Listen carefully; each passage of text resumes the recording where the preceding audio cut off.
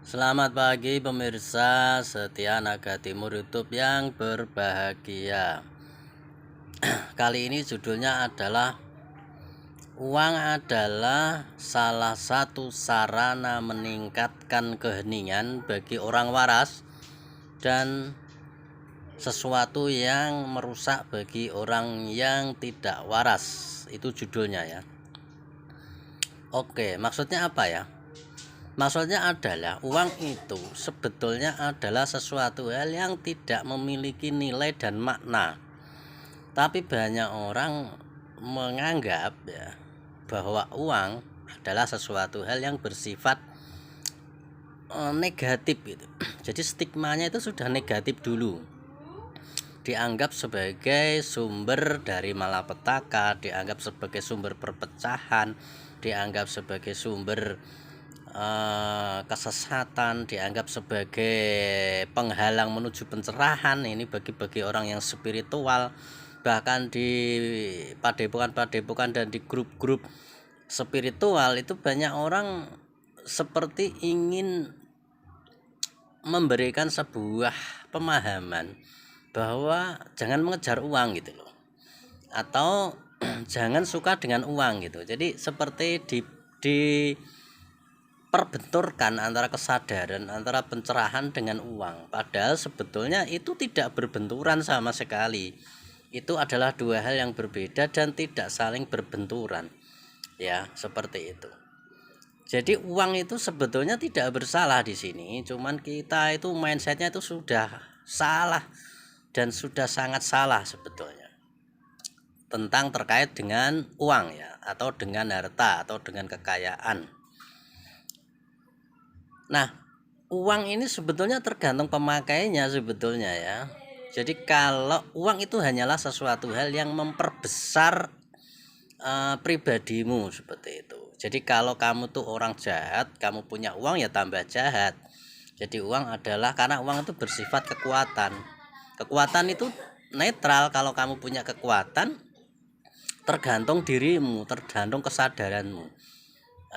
Kekuatan itu kamu gunakan untuk apa? Kalau kamu memang orangnya memang liar ya, kamu akan menggunakan kekuatan seenak kamu. Karena apa? Kekuatan itu tidak bersalah. Yang bersalah itu adalah dirimu sendiri, kan seperti itu ya. Yang menggunakan, jadi senjata, misalkan pedang ataupun pisau, itu tergantung orangnya yang menggunakan. Jadi pisau itu tidak bersalah, pisau bersifat netral. Senapan atau senjata api itu bersifat netral, bisa untuk membunuh penjahat, bisa untuk membunuh orang baik. Nah, tergantung kita.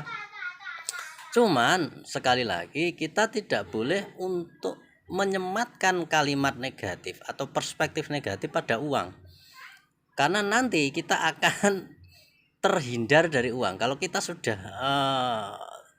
menjelek-jelekannya, atau dalam pikiran kita sudah menganggap itu sesuatu hal yang duniawi, yang jelek, yang tidak spiritual, yang uang itu adalah sesuatu hal yang bersifat ya duniawi sekali lagi, maka kita akan kesulitan sekali untuk mendapatkan uang. Itu adalah mindset yang salah ya teman-temannya. Karena apa? Dengan uang kamu bisa berbuat lebih banyak, lebih baik, dan lebih sempurna dalam hidup.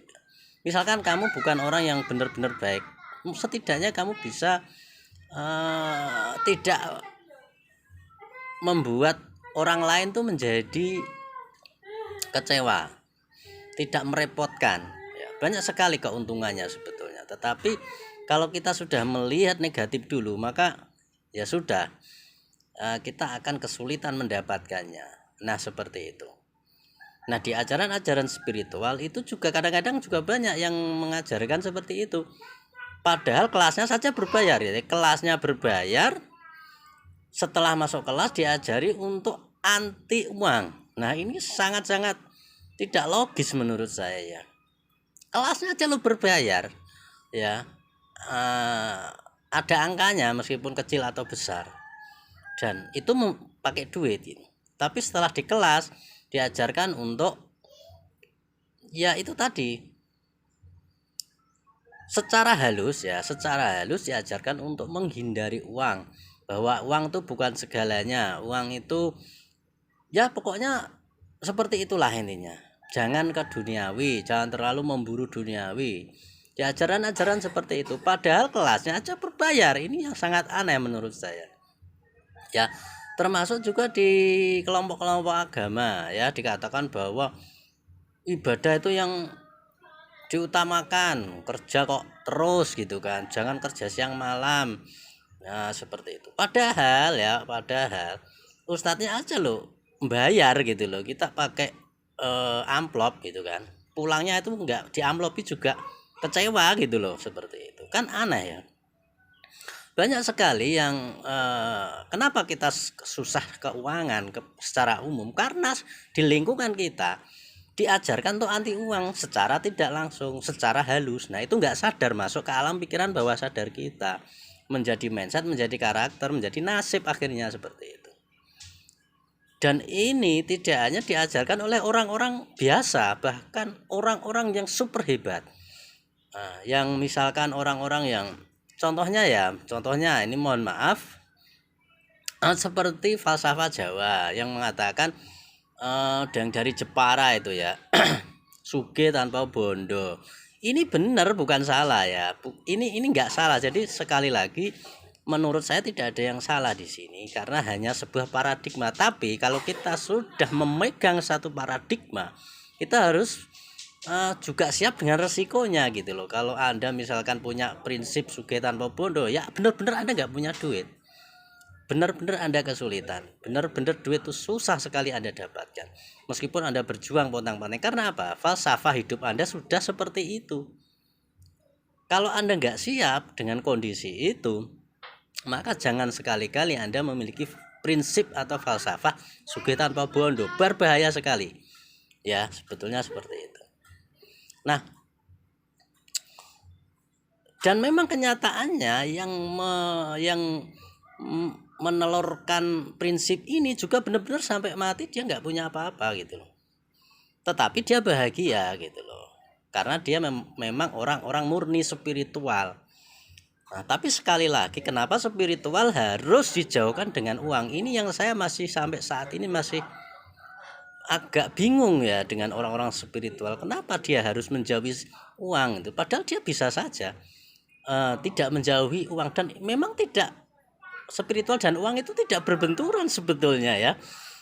Contohnya seperti ya tadi ya, sang alif ya yang menelurkan prinsip sugih tanpa bondo ya, kaya tanpa uang, itu pernah dalam satu kisah diberikan kasur yang sangat empuk oleh seorang raja karena dia sebagai penghormatan gitu loh, untuk tidur, dan dia tidak mau karena dia merasa mungkin tidak pantas atau tidak layak atau dia takut apa ya, nggak tahu.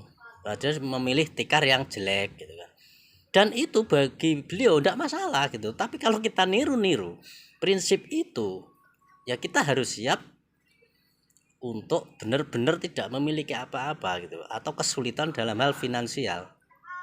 Kalau prinsip kita seperti itu, kita sudah menganggap bahwa kasur yang empuk itu adalah duniawi, kasur yang empuk itu adalah sesuatu hal yang menjauhkan dari kesadaran. Itu kan hanya pandangan saja sebetulnya. Kan bisa saja kita membalik keadaan atau membalik sebuah mindset bahwa kasur itu ya ciptaan Tuhan gitu loh. Kasur empuk, kasur biasa, kasur apa, itu sama aja. Itu adalah perwujudan dari manifestasi Tuhan. Kalau kita sadar ke sana, sebetulnya kita nyaman-nyaman aja di kasur empuk, ada kasur biasa ya nyaman-nyaman aja. Kenapa? Ya karena semuanya adalah manifestasi. Kenapa kita harus menghindari manifestasi yang berbentuk uang gitu kan? Manifestasi Tuhan itu dalam bentuk apapun, kebaikan, kejahatan, hitam, putih, semuanya dalam manifestasi Tuhan. Nah, intinya seperti itu. Kalau kita sudah merujuk ke sana dan kita melihat karakter dari kekayaan dan uang itu seperti itu. Jadi uang adalah sesuatu hal yang membesarkan prinsip dan pemikiran kita. Kalau Anda itu orangnya memang dasarnya orang baik, dasarnya orang spiritual, kalau Anda mendapatkan uang, apa yang Anda lakukan? Anda akan memberikan uang Anda pada keluarga Anda sehingga Anda nyaman.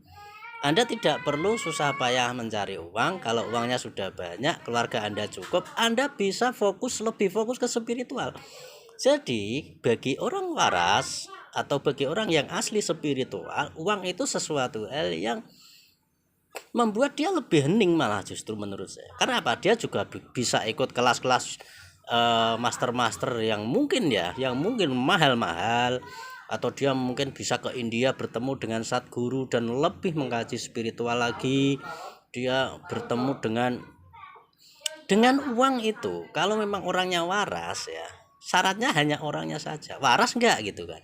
Kalau orangnya waras, uang itu membuat dia makin waras, makin hening, makin sempurna. Dia bisa membuat sebuah kelas-kelas meditasi yang bisa merekrut semuanya dengan mungkin gratis, mungkin dibayar yang ikut bisa, atau dia bisa ya itu tadi, bisa lebih fokus untuk kontemplasi. Misalkan dia mau di gunung selama 1 bulan, tidak masalah karena dia sudah cukup ya, dia tidak punya tanggungan lagi dalam keluarga, misalkan seperti itu. Jadi teman-teman ya, sebetulnya kita yang perlu kita perhatikan adalah jangan sampai kita salah mindset ya. Jangan sampai salah mindset. Uang adalah sesuatu hal yang membesarkan karakter kita. Jadi yang perlu diperbaiki bukan menghindari uang, itu salah besar. Yang diperbarui kalau memang Anda itu gila atau Anda nggak waras, Anda harus mewaraskan diri Anda, itu yang penting. Ya. Jadi sebetulnya uang tidak bersalah. Uang adalah sesuatu hal yang membuat seorang yang waras menjadi lebih waras, seorang yang meditatif lebih meditatif, seseorang yang hening lebih hening lagi. Itu menurut saya seperti itu. Oke, jika Anda ingin misalkan berubah keuangan Anda ya, silakan Anda daftar join kelas terbaru saya, ESI ya, Elite Secret Intelligence. Nah, jadi sebetulnya kita itu nggak perlu memisah-misahkan diri antara konsep uang, antara konsep spiritual, antara ya kenapa kita harus gabung semua gitu loh. Karena manusia hidup itu ya memang butuh uang, ya butuh spiritual, ya butuh kebahagiaan, ya butuh kesenangan. Kenapa kita harus memilih-milih? Senang itu bukan bahagia gitu. Ya benar gitu loh. Senang itu beda antara kesenangan dan kebahagiaan. Tapi kenapa kita harus memilih-milih? Kenapa kita harus tidak merekrut semuanya? Ya seneng, ya bahagia. Ya, kalau orang spiritual nggak punya duit itu bahagia meskipun tidak senang. Karena bahagia itu tidak tergantung benda gitu. Tapi apakah harus memilih hanya bahagia saja kemudian menghindari senang gitu loh? Yang penting kan bahagia gitu kan. Tidak punya uang nggak apa-apa. Kenapa harus seperti itu, memilih-milih? Kenapa tidak bahagia dan senang dan punya uang banyak gitu loh? Nah itu yang saya perjuangkan ya dalam dimensi versi kesadaran versi saya seperti itu. Jadi kenapa kalau kita bisa merekrut semua, kenapa kita harus memilih? Jadi semuanya harus kita aktifkan, baik kekuatan kesadaran kita yang akan menuju kebahagiaan dan juga kekuatan dari potensi diri kita dalam hal misalkan keuangan ya dan sebagainya seperti itu.